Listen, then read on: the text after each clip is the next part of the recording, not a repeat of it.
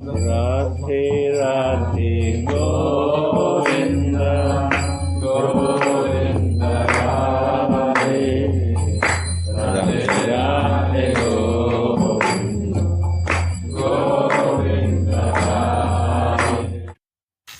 Jai Shri Radhe, Jai Gurudev.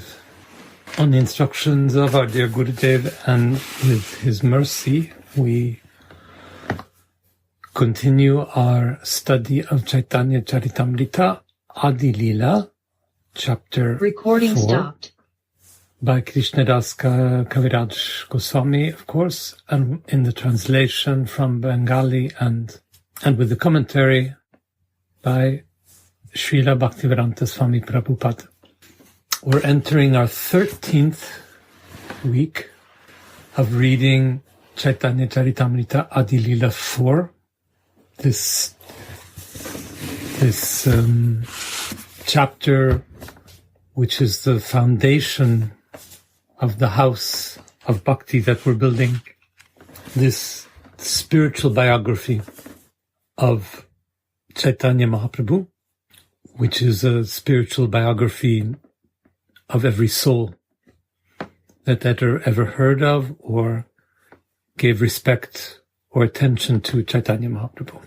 So if on the one hand we're studying in this very long book, Caitanya Caritamrta, if on the one hand we're studying the way the material and the spiritual in Chaitanya Mahaprabhu evolve and change and are perfected, we can also put ourselves in this spiritual evolution and remain aware and attentive and conscious of the way our own souls are evolving, or rather the way the relation between our material existence and our soul is evolving.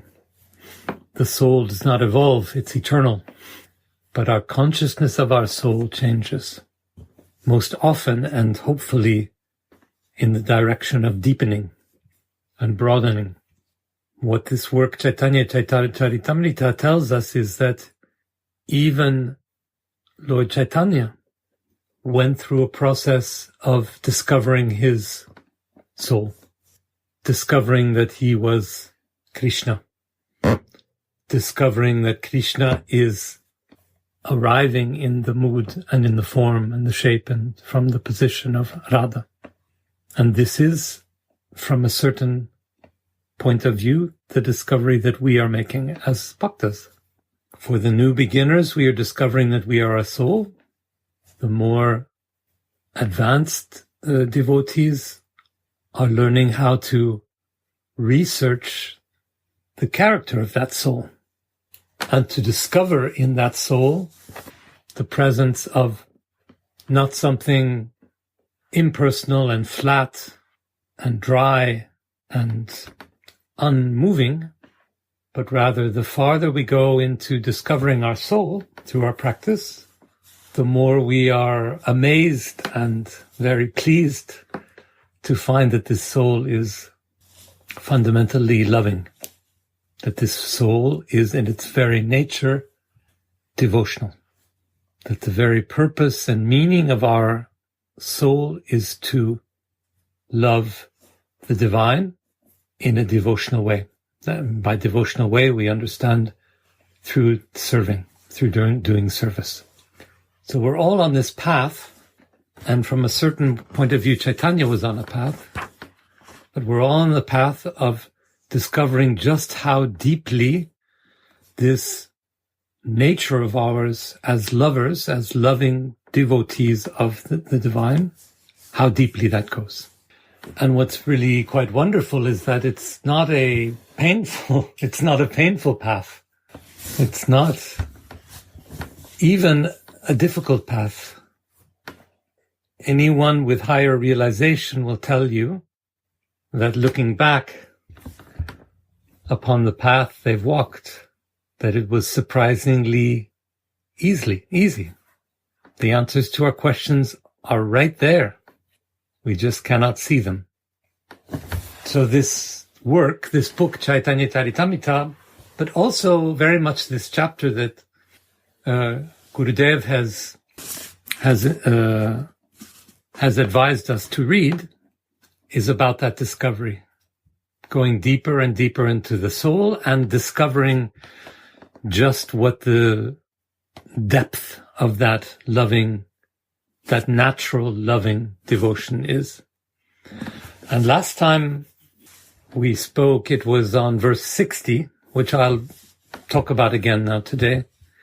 Verse 60, which was introducing this idea of Ladani Shakti, the pleasure potency, the pleasure energy, which is one of the internal, the spiritual energies of Krishna, and which is one of the very qualities of the universe and of every one of our souls.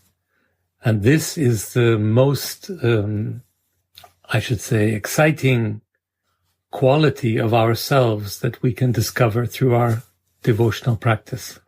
Through our practice, we see more and more clearly and more deeply that the energy that keeps us alive, the energy that helps us to do what we do in our lives, is the energy of pleasure. And by pleasure, we of course don't mean material pleasure, but the energy of loving pleasure. So that somewhere, somehow, on every level of our existence, the motor of our lives is the desire to give love. To give love in our work, to give love in our family life, to give love to Guru, and at the highest level, to give love to God. Prem. We'll come back to this in a moment, but this is where we've come in our research about the soul. And again, I repeat that what's so nice is that the research that Lord Caitanya is doing on his soul in this book, this spiritual journey he is on, is very much like the spiritual journey we are on, going deeper and deeper into our own hearts, our own souls. Last time we read verses 57 to 60. So a very quick reminder that verse 57 was simply a statement of what we already knew. Most of us already know that Radha Mohan, Lord Chaitanya, appeared in order to relish the flavor of divine love, divine loving, remember, relish what it must be like to love Krishna. So Krishna before Chaitanya Mahaprabhu he continues to be, nothing has changed on that point. He was beloved by all, and in particular by the gopis. So loved, and he found this love so beautiful and astonishing that he wondered, what is it like to love a god in this way? So the purpose of his appearance in Chaitanya Mahaprabhu is to answer that question. What would it be like to relish giving love to the perfect being, loving God? And so he decided to do an experiment and try. And this experiment became the greatest gift to humanity that has ever come. The gift of knowing that the highest spiritual experience is loving God. And second, that every single soul, every single jiva has a part in contributing to that loving. The highest is Prem, first, and second, everyone is a potential servant of that Prem. Everyone is by her nature a servant of divine love. Everyone is by her nature a Manjari. This is why we speak so warmly and so often of Manjari Bhav as the mood of the devotee.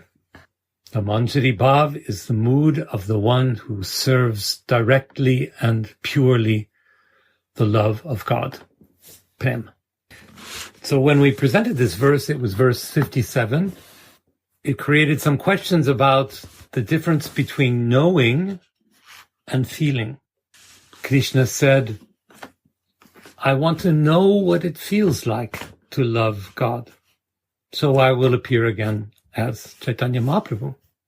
And that led us to ask some very important questions about what we can know through feeling, and the way we understand knowledge usually as school knowledge, book knowledge, scientific knowledge, but where the knowledge that Krishna was searching for, the highest knowledge, the knowledge above all knowledge, is not in books. It's knowledge of the soul. So we almost have to replace the word knowledge with experience or divine experience or realization. Verse 58 talked about the position from which Krishna could have that knowledge, the position of Radha.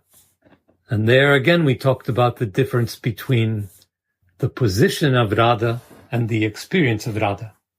And we said that in spiritual terms, position doesn't mean a place where you are, a point of view. It doesn't mean you go to the cinema and you're in the front row seeing, or you're in the back row seeing. Position here means what is the way your heart is turned so that it's open to that experience of love. So in these two verses, we try to translate the word knowledge into spiritual knowledge, and we tried to translate position into spiritual position.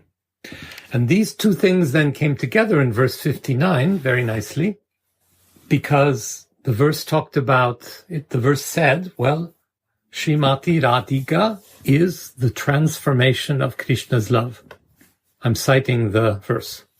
Srimati Radhika is the transformation of Krishna's love. So we understand Krishna's love as an endless resource, an endless ocean of love, and it's often described that way in our books. What Radhika does is she puts it into motion. She puts it into action. She takes that endless gold mine of love and gives it, moves it, pushes it, transmits it. So Radhika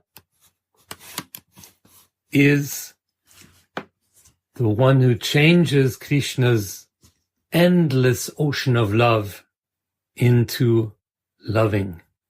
And Radhika is the one who lets us understand, we bhaktas, that even higher than love, even greater than Krishna's ocean of love, which is everything, is giving that love.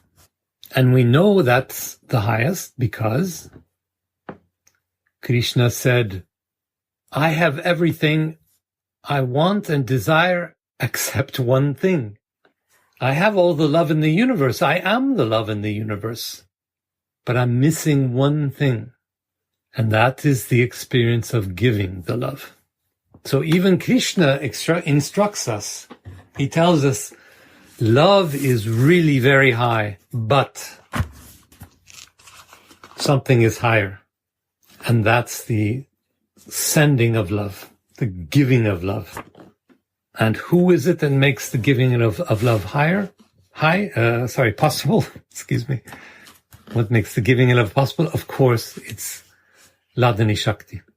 It's Radha Rani's energy, which moves the love, which sends the love, which gives the love. So maybe we could say that, and many of us do say, that Radha is higher than Mohan, Radha is higher than Krishna. But highest of all is the prem, the giving of the love. So when we talk about Manjari Bhav, we're not talking in a simple way of just replacing Krishna with Radha, say, well, we have one king, now let's have a queen instead. No, it's more than that.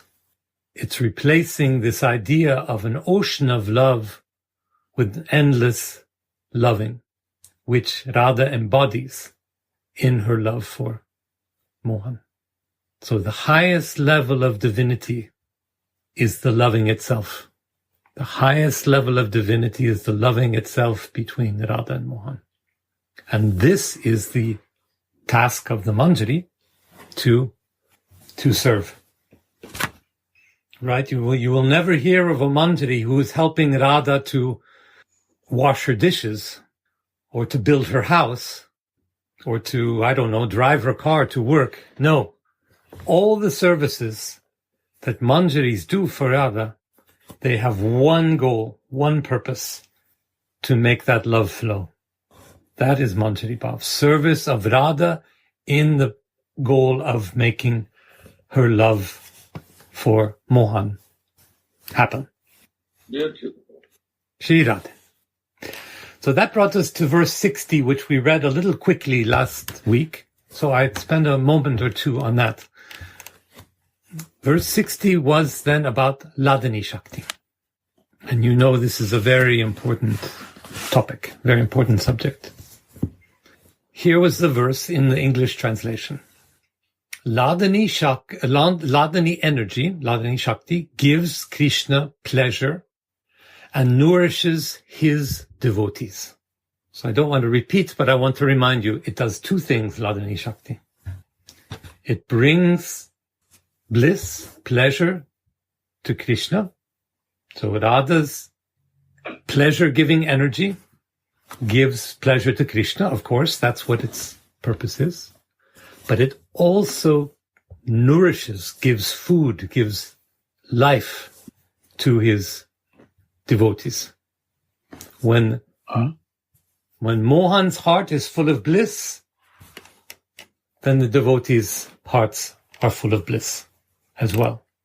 So Ladini Shakti at its highest level is the energy bringing divine love from Radha to Mohan. Yes, this is clear.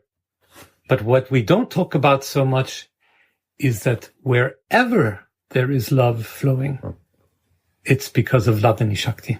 It's because of the pleasure potency, the pleasure energy. Wherever there is love, Radha is there. Her most important job is to bring the love to Mohan, obviously. But wherever love is flowing, then Radha is there. Because it's Ladini Shakti, Radha's Ladini Shakti that brings that love, that carries that love, that gives that love. All the love comes from Krishna as the ocean of love. And all love that is transferred through that Shakti, that energy of Radha. And this is so important to remember because it explains for us our own experience of love. We, little fallen devotees, sadhakas. Devotion means releasing the Ladini Shakti in our own hearts, giving love through service, giving love to Krishna through our service, by whatever means, by sweeping the floor of the temple, by washing the dishes for our family, by driving the car.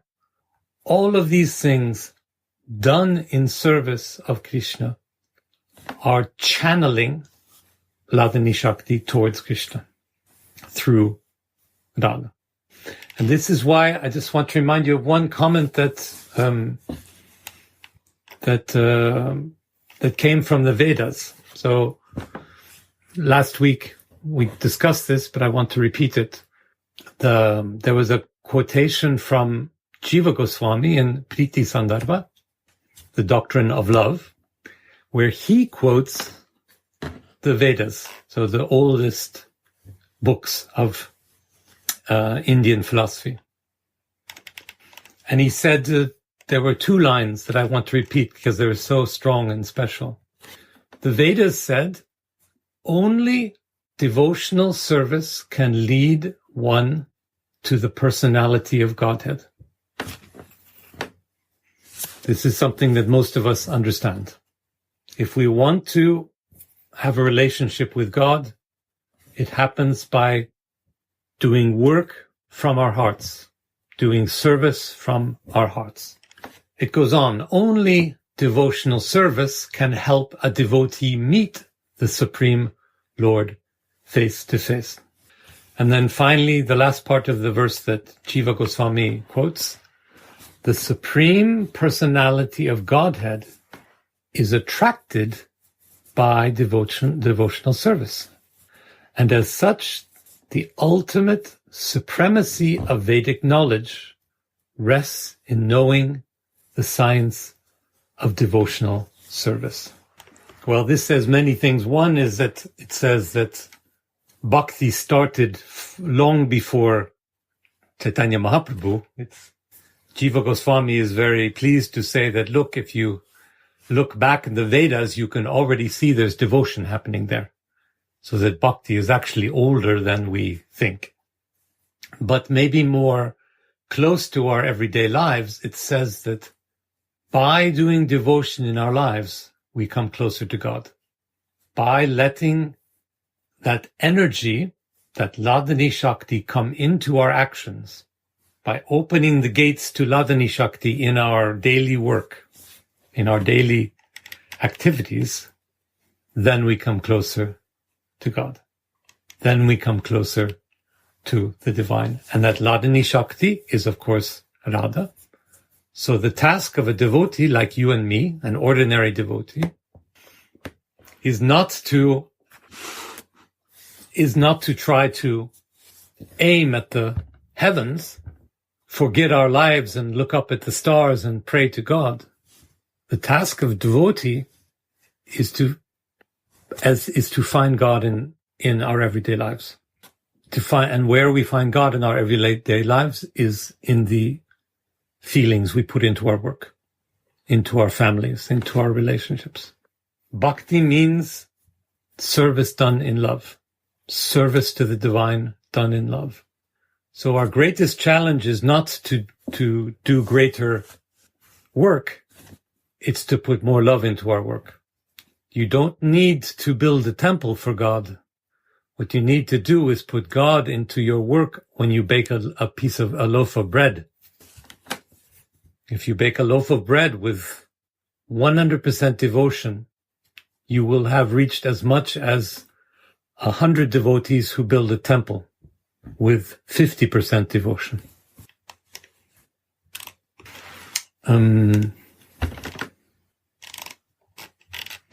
Okay, we'll move on now to one last word, that was it, about Sthayi Bhav and Sanchari Bhav.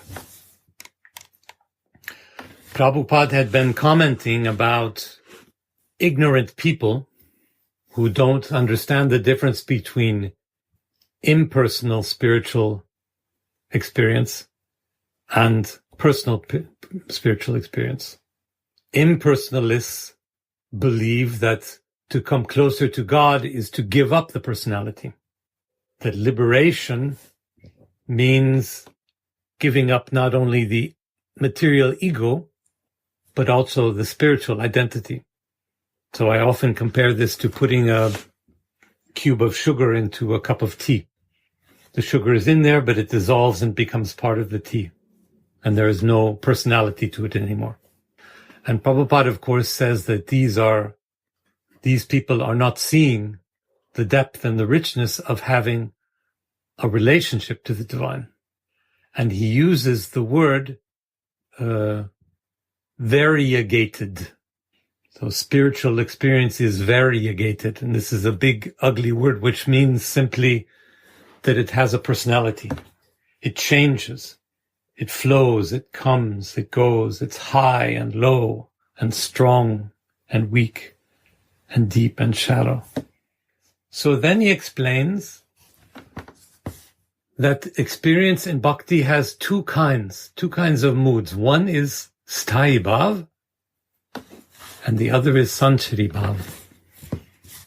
And Sthayi Bhav means the solid, strong foundation of feelings that we have in our devotion to Radha and Mohan.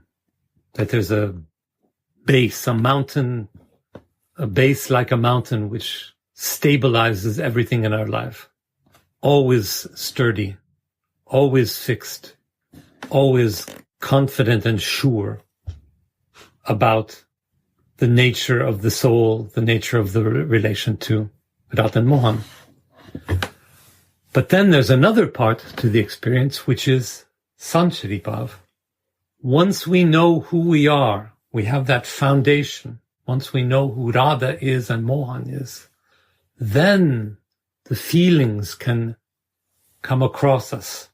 The feelings of punctual pleasure, the feelings of momentary beauty, the feelings of momentary longing, of strength and weakness in feeling, of highness and lowness in feeling. These changes, like waves on an ocean, are Sanchari Bhav. Those emotions that come and go. Once we have the Sthai Bhav, then we can relish this Sanchari Bhav, these feelings that come and go. So it is not a matter of saying that Sthai Bhav is good and Sanchari Bhav is bad, but rather that we must first clearly have a Sthai, a solid mood in place, and then we can more deeply relish the different emotions that come across once we have that emotion. And the best visual example of this is, of course, the water. We talk about Krishna as an ocean of Bhav, and that Radharani is the waves. And that's exactly the image we can have of Sthai Bhav and Sanchari Bhav. Once the ocean is there, once the ocean is massive and full and pure, Sthai, then the waves of Radha's feelings ripple across it. They're always sure that they'll be fixed to the ocean, and yet they bring waves that come and go and change our experience and remind us that we are personal, that emotions are something that are not a laser beam. They're not a concrete block. They have a texture and a flow and an energy. But this is not possible to experience unless we realize first that the ocean of emotions is there below these changes. Verse 61. Satchitananda Purna Krishnara Svarupa Eka Ichi Chakti Tanra Dharati Narup. Prabhupada translates, Lord Krishna's body is eternal, full of knowledge, and full of bliss. His one spiritual energy manifests three forms.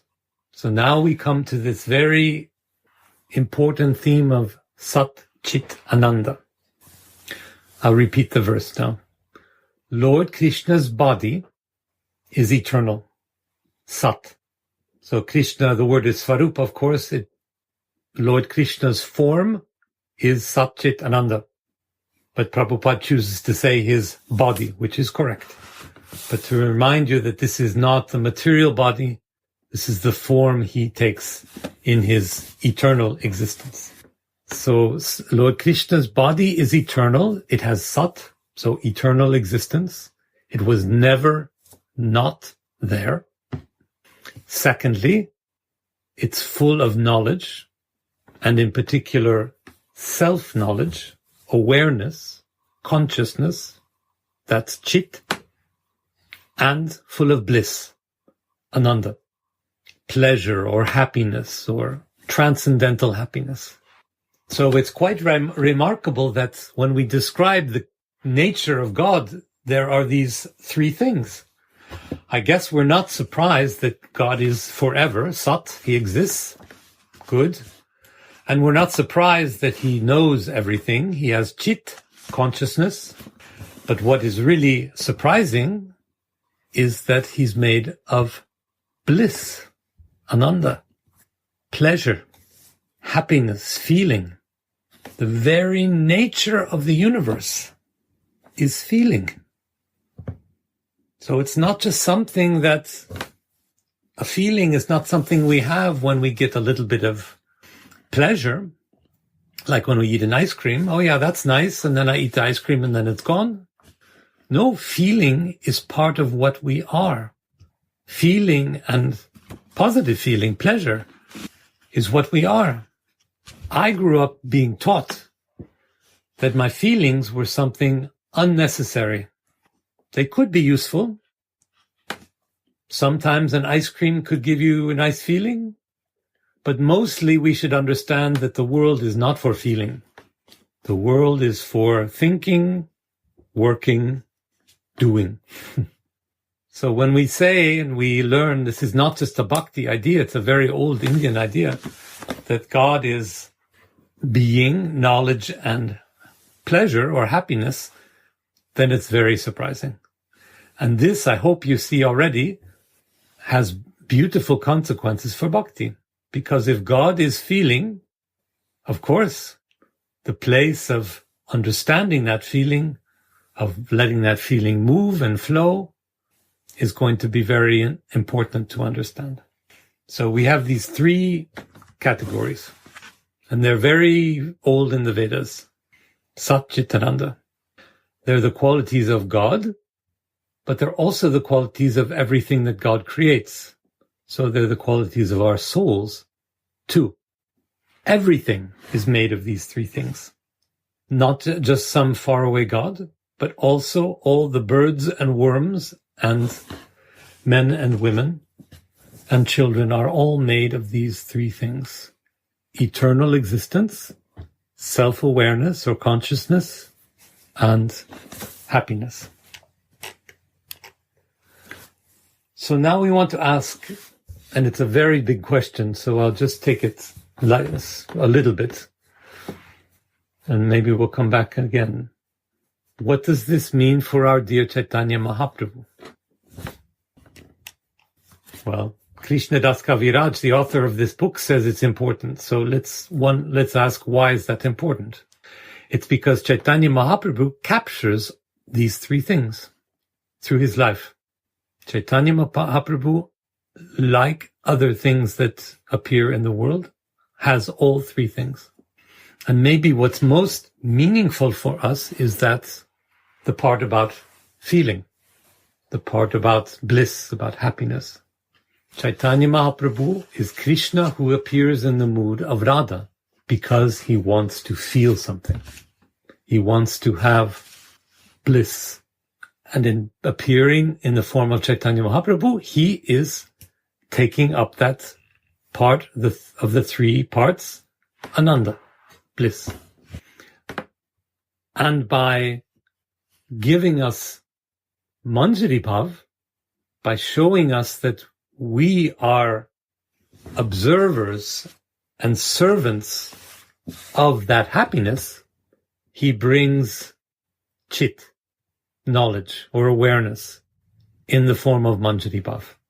The Manjari is aware, conscious, has knowledge about the loving relation, like nobody else does. The Manjari has intimate knowledge. The Manjari who is allowed to go into the Kunj while the lovers, Radha and Mohan, are having their pastime. The Manjari who knows things about Radha and knows things about Mohan that can help them come together in their pastime, which not even Radha and Mohan know. So they are Chit. Caitanya Mahaprabhu therefore comes as Sat. He takes a form, he takes existence. He comes as Ananda because that form is one of love. And he comes as knowledge, Chit, because he brings to us also Manjari Bhav, which is our way of being part of this pastime, being observers and helpers in the pastime. So it's a very special combination of things. In Caitanya Mahaprabhu, being, just to be, means to feel. And this message we can bring to our own lives as well. The purpose of our being in a material body is to have feelings and to realize the spiritual nature of these feelings. Second, to have these feelings is to know these feelings, to be aware of these feelings, to be observers of these feelings, and to be servants of these feelings. Already when I have a feeling of love towards my mother, let's say, and a question comes into my mind, what is that love for my mother, and how can I make that clearer? How can I increase that love for my mother? We're already in a kind of Manjari Bhav. Manjari Bhav, once again, is the mood of serving love. And wherever we in our conscious being serve love, we are taking the position of the Manjari. We'll come back to this, I think. It's just an idea that's growing in my mind, and I try to share without being too difficult, without being too complicated. Verse 62. Anandam she ladini sadam she sandini. Chidam she samvit yare gyanagari mani. Translation, Ladani is his aspect of bliss, Sandini of external existence, and Samvit of cognizance, which is also accepted as knowledge. So here, Krishnadas Kaviraj is explaining what Satchitananda means. Ladani is his aspect of bliss, so the aspect of God, of bliss. Sandini is the aspect of eternal existence, and Samvit, cognizance, which is also accepted as knowledge. So we have these three elements of all the universe, Sat, Chit, Ananda, existence, consciousness, and bliss. And Krishnadas is pointing out that these three qualities of the world, they're exactly the same as the three qualities of Krishna's internal energy, which are namely Ladini, Sandini, and Samvit. Ladini, as you know, is the internal energy of Krishna for giving pleasure, pleasure-giving energy. Sandini is the energy that is interested in the existence. And Samvit is the internal energy. Samvit Shakti is the internal energy concerned with knowledge. And now to explain this a little more, Prabhupada is going to quote again Jiva Goswami, this time in the Bhagavat Sandarbha. He says, Jiva Goswami explains the potencies of the Lord as follows. And now he'll go through the three different kinds of energy and compare them to the three different types of God. He says, the transcendental potency of the Supreme Personality of Godhead, by which he maintains his existence, is called Sandini, the same as Sat. So Krishna has three internal energies, three spiritual energies. The one is Sandini, which is with which he maintains his existence. The second, and I quote Jiva Goswami, the transcendental potency by which he knows himself and causes others to know him, is called Samvit, and what we called then before Chit. So we have Sat, Chit, and now we need Ananda. So here comes the third one. The transcendental potency by which he possesses transcendental bliss and causes his devotees to have bliss is called Ladani. So there we have the three kinds of energy that Krishna has, and they correspond perfectly to the three qualities of the universe. The third one, which is so important for us in Bhakti, Ladani Shakti, Ladani energy, is the one that causes Krishna happiness and causes his devotees happiness. Wherever the devotee is happy, there is Ladini Shakti. Wherever the devotee is feeling love, there is Ladini Shakti. And in different words, wherever the devotee is feeling happiness, love, any feeling at all, Radha is there.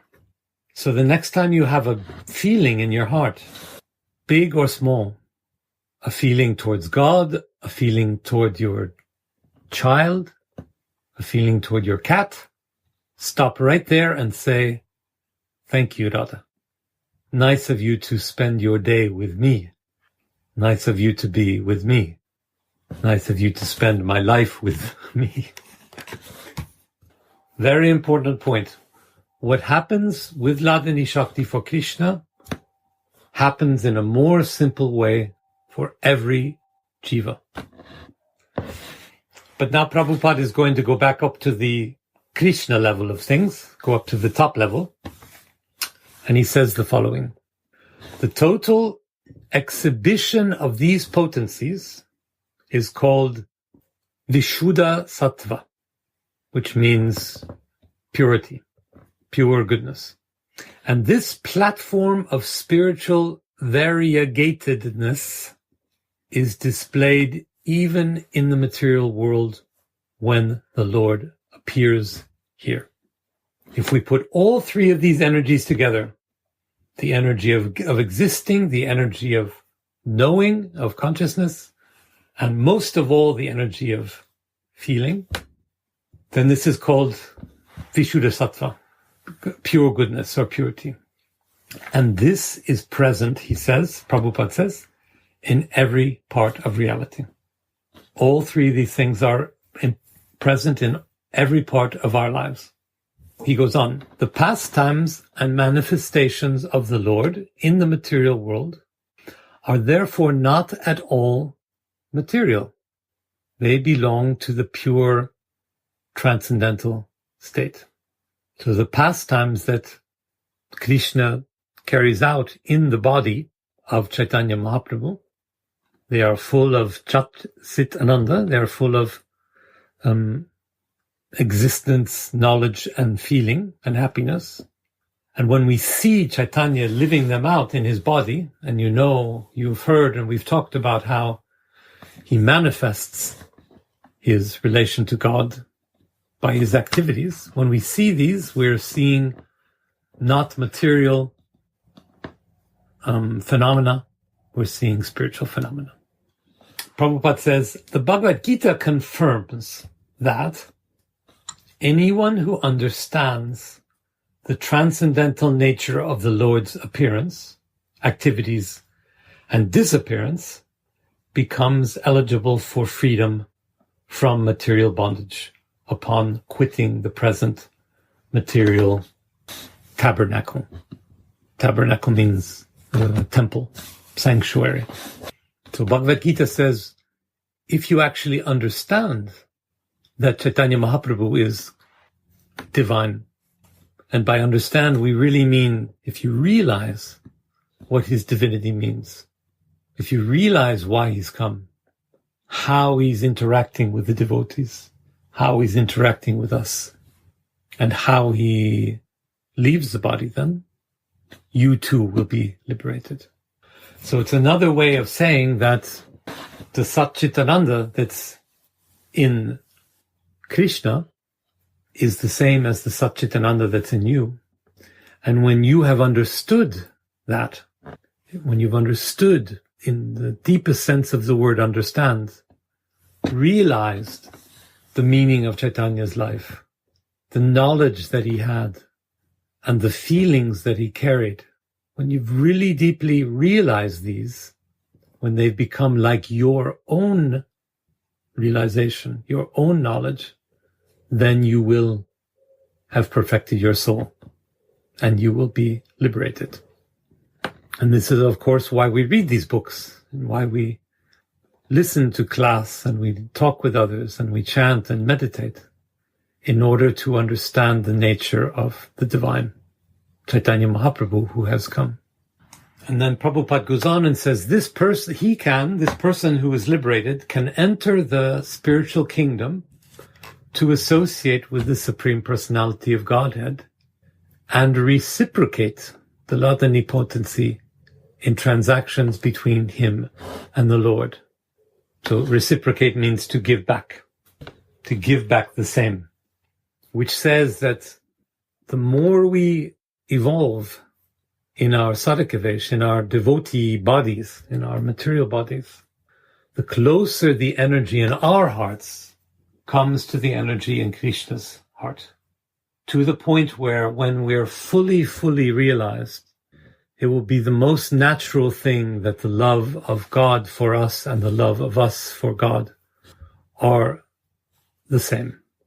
There will be no difference in quality between the love we have and the love that God has. There will only be a difference in quantity. But in quality, all the different ways that we love and all the different ways that we see Krishna loving in the Raj Leela, the pastimes of Radha and Mohan, all this qualitative difference, all this beautiful variation, all the different colors and the shapes and the gestures and the forms, these will become completely natural to us. Therefore, says Prabhupada, mundane goodness, worldly goodness, being mixed is called Mishra Sattva, which means, of course, mixed being, mixed existence. We are confused in our souls. We are partly in material consciousness, partly in spiritual consciousness. And we are blocked from experiencing the love that Krishna feels, that Radha feels, by our material consciousness, by our false ego. Enlightenment means, realization means, internalizing, understanding, as if it were our own feelings, what Radha feels. We often say that the Manjari knows what Radha feels, so he doesn't or she doesn't need any instructions. In our practice as bhaktas, we need to have that as our goal and go through our days saying to ourselves, I feel a trace of Radha's love. What is she feeling in her whole being? What is Radha feeling? What will please Radha? The deeper we go into our own svarup, into our own spiritual identity, the more this will become clear. And Prabhupada is telling us here that once we've completely identified with our svarup, with our spiritual self, our spiritual form, then there will be no difference between the feelings that Radha feels and the feelings that we feel, except for in quantity. They will be exactly the same kind of feelings. So this is our research, to be attentive to what we feel, the tingles of emotion that come out in our lives, and to trace them back to their origin in Radha, to act like a detective. What is the cause of that feeling? Is that feeling pure? How can that feeling be made more pure? And as time goes on, this research will collect, like a good researcher, will collect many examples of feelings, purify them in the analysis, bring them all together. We collect and go deeper, collect feelings and go deeper. And when finally we've finished this task, we've understood all our feelings, we've gone to the heart of all our feelings, then we will be called Siddhadeha, perfected body. That's what it will look like. So most of us go around in our lives saying, oh my God, why did I do that? Why do I feel that? What am I doing here? But for the realized soul, these questions are all answered. And the path of our devotion is to find these answers. And what's curious and beautiful is that the form these answers will take will not be scientific knowledge. They will be in the form of, how do my feelings, how are my feelings the same as Radha's feelings? So by going deep into our own feelings, we will understand ourselves better and also become more acquainted with Radha. Prabhupada says now, Vishuddha Sattva is therefore the proper atmosphere in which to experience the personality of Godhead in his transcendental pastimes. So Vishuddha Sattva, again, a purified state of soul. Spiritual variegatedness, spiritual variation, is eternally independent of all material conditions and is non-different from the Supreme Personality of Godhead, both being absolute. So when we fully explored all the variation in our feelings, fully realized them, there will be no difference between us and the divine. Again, except in quantity. In quality, we will have the same qualities of Radharani. So when none of these feelings, that's also a good test for our everyday practice. When we trace back like a detective, we trace back our feelings to the cause. When we find that the cause is not material, it wasn't caused by something in this world, then we'll know that we've completed our research on that feeling. When I have a feeling of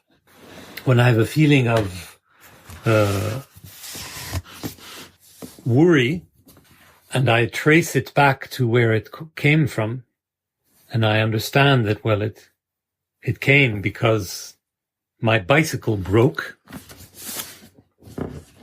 so it has a material cause, then we know that we have not come to the end of the analysis, that the research has to continue. The research in our feelings has to continue. But when we research a feeling and it takes us back only to feeling, then we will have arrived. We have finished the research. Prabhupada says, the Lord and his devotees simultaneously perceive the Ladani potency directly by the power of Samvit potency. So this means that this pleasure-giving energy, we understand it through our consciousness. And the Lord and the pure devotees do this perfectly. We understand, we can think, we can see our emotions, like I was just saying, and understand them completely. But what's interesting is that this way of observing divine energy, divine potency, this too is a kind of Manjari consciousness. Again, what is the consciousness of Manjari? What is the mood of Manjari? It is to understand the feelings of those engaged in divine love and to serve those feelings. Well, devotees have these feelings too, in a very, very small way. But nonetheless, in our work to realize that our everyday lives are done in service of the divine, and when we understand this, then there's a mood of Manjari there. When we're there to serve the love by building a house, by cooking the bread, by baking the bread, there is Manjari consciousness there. The material modes of nature, says Prabhupada, control the conditioned souls. But the Supreme Personality of Godhead is never influenced by these modes, as all Vedic literature directly and indirectly corroborate. Corroborate, that means proves or confirms. Lord Krishna himself says in the 11th canto of Srimad Bhagavatam, the following: the material modes of goodness, passion and ignorance, so the three gunas, are connected with the conditioned souls, but never with me, the Supreme Personality of Godhead. And then Prabhupada says, well, the Vishnu Purana says the same thing. The Vishnu Purana says the Supreme Personality of Godhead, Vishnu, is beyond the three qualities of goodness, passion and ignorance. No material qualities exist in him. May that original person, Narayan, who is situated in a completely transcendental position, be pleased with us. And Prabhupada continues his readings in the 10th canto of Srimad Bhagavatam. Indra praises Krishna as follows. My dear Lord, your abode is Vishuddha Sattva, so purity, goodness, always undisturbed by the material qualities. And the activities that are in transcendental loving service unto your feet. The goodness, austerity, and penance of the devotees enhance such activities, which are always free from contamination of passion and ignorance. Material qualities cannot touch you under any circumstances. Prabhupada says then in comment, when not manifested, the modes of material nature are said to be in goodness. So as we just saw in these quotations, Krishna has no relation to these material connections, the gunas. And even a devotee who is very realized, very pure, can have little attachment to these material modes. And that person is in goodness, Vishuddha Sattva. When they are externally manifested and active in producing the varieties of material existence, they are said to be in passion. And when there is a lack of activity and variegatedness, they are said to be in ignorance, tamas. In other words, the pensive mood is goodness, activity is passion, and inactivity is ignorance. So he's just explaining for us the three gunas that we've studied earlier, sattva, rajas, tamas. But he says that above all of these connections, above all of these manifestations is Vishuddha Sattva, the pure goodness. And then he goes back to the three parts of God, the three internal energies, the three spiritual energies, which we know pretty well by now. Sandhini, existence, Samvit, knowledge, and Ladani, pleasure-giving. So Prabhupada says, and now we're coming to the end of this commentary, when it is predominated by the Sandhini potency, it is perceivable as the existence of all that be. When predominated by the Samvit potency, it is perceived as knowledge and transcendence. And when predominated by the Ladani potency, it is perceived as the most confidential love of Godhead. So Ladani potency is the one that's at the heart of bhakti.